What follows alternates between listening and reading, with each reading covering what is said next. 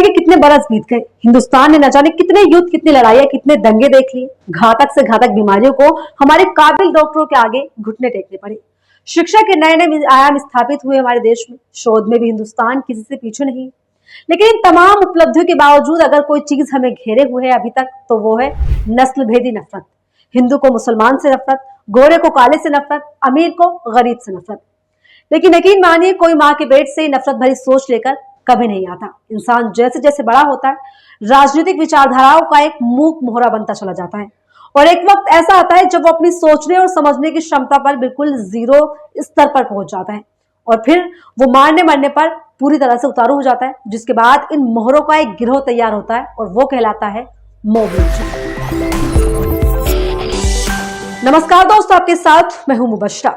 ताजा मामला उत्तर पूर्व दिल्ली के सामने आया, जहां एक मुस्लिम व्यक्ति को भीड़ ने पीट पीट कर मौत के घाट उतार दिया, और यह घटना मंगलवार 26 सितंबर की बताई जा रही है। एक्स यूजर वाजिद खान ने इस घटना का वीडियो शेयर किया और लिखा, दिल्ली के सुंदरनगर में भगवा आतंकियों ने 26 वर्षीय मुसलमान युवक इसार अहमद की पीट पीट कर हत्या कर दी। यह नया भारत है। इस नए भारत में भगवा आतंकियों को मुस्लिमों पर हमला करने की पूरी इजाजत दी हुई है। दोस्तों आगे बढ़ेंगे, लेकिन उससे पहले आप ये वीडियो देखिए।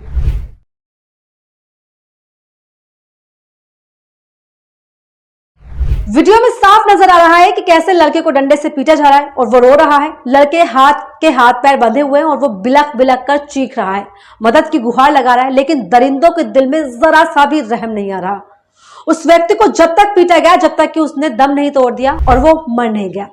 स्थानीय लोगों के मुताबिक इस वारदात को 10 से 12 लोगों ने मिलकर अंजाम दिया। लोगों को यह भी कहना है कि लड़का मानसिक रूप से पीड़ित था, लेकिन उसके बावजूद उसे पीटा जाता रहा, केवल शक के आधार पर।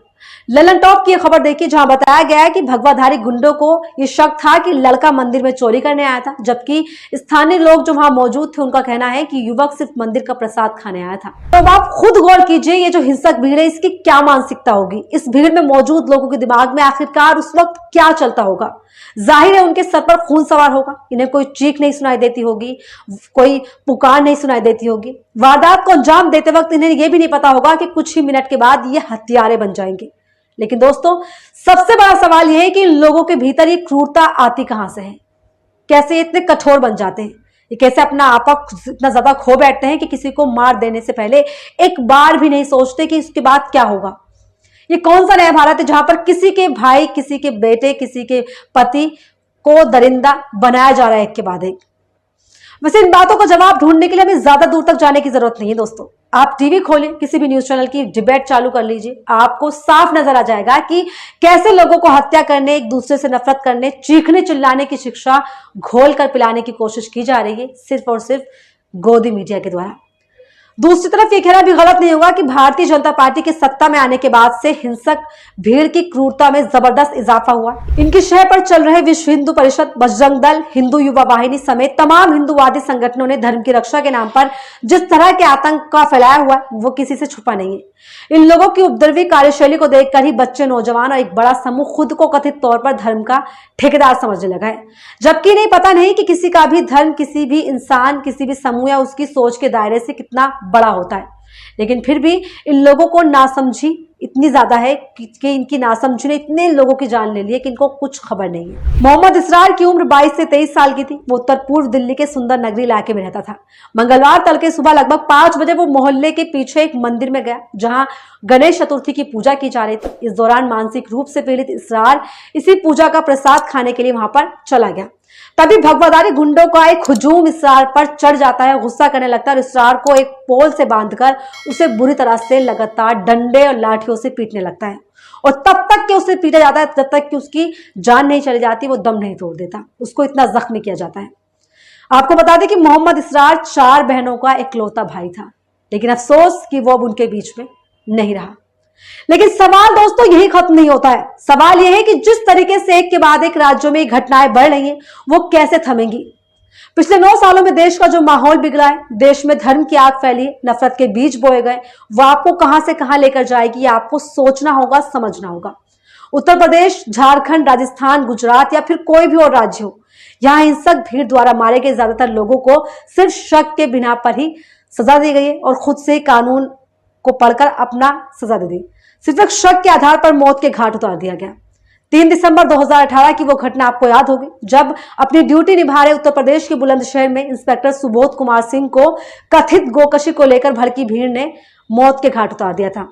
रांची में सचिन कुमार वर्मा को ट्रक चोरी के आरोप में पीट पीट कर उसको वहीं पर मौत के घाट उतार दिया गया। गोड्डा में बकरी चोरी के आरोप में बबलू शाह और उचित कुमार यादव को भीड़ ने जमकर पीटा था, जिसमें बबलू शाह की मौके पर ही मौत हो गई थी। और दोस्तों, ऐसे न जाने कितने बबलू, नासिर, जुनैद, जिन्हें संगी भीड़ ने धर्म का चोला ओढ़कर मौत के घाट उतार दिया।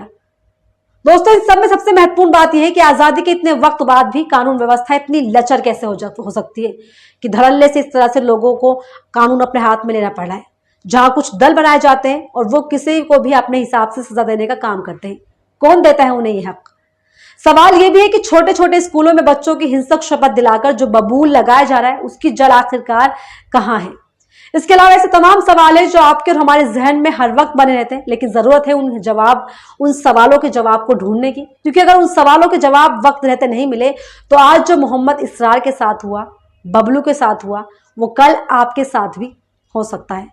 दोस्तों, में यह समझने की जरूरत है कि जिस तरीके से लगातार एक आजाद भारत में 2014 के बाद से माहौल को बनाने की कोशिश की गई, जिस तरह से मॉब लिंचिंग की घटनाएं सामने आई है, एक के बाद एक भीड़ के द्वारा जो लोगों को पीट पीट कर मौत के घाट उतारा गया, उस जो खबरें हैं उन खबरों में तेजी से इजाफा हुआ है और लगातार ये खबरें बढ़ती ही जा रही है। और सवाल यह भी उठता है कि जिस वक्त देश में चुनाव होते हैं, चुनावी माहौल होता है, तो चुनाव के वक्त हेट स्पीच, धर्म को लेकर धंधे, धर्म की आड़ में जिस तरीके से घटनाएं सामने आती है, वो अपने आप में भी कई सारे सवाल इकट्ठा करती है, कई सारे सवाल खड़े करती है कि किस तरीके से एक राजनीतिक अपनी रोटियां सेकने के लिए, राजनीतिक विचारधारा को हवा देने के लिए धर्म के आड़ में किस तरीके से सांप्रदायिकता को बढ़ावा दिया जाता है, धर्म के आड़ में किस तरह से नफरतबाजी की जाती है, नफरत फैलाई जाती है, समाज में एक दूसरे के खिलाफ एक दूसरे को भड़काया जाता है और उस भड़कने की जो आग है वो किस स्तर पर पहुंच जाती है, वो आपको समझना होगा दोस्तों। और ये भी समझना होगा कि उस नफरत की आग में आप अपने आप को कहाँ देख रहे हैं, आप कहाँ खड़े हैं।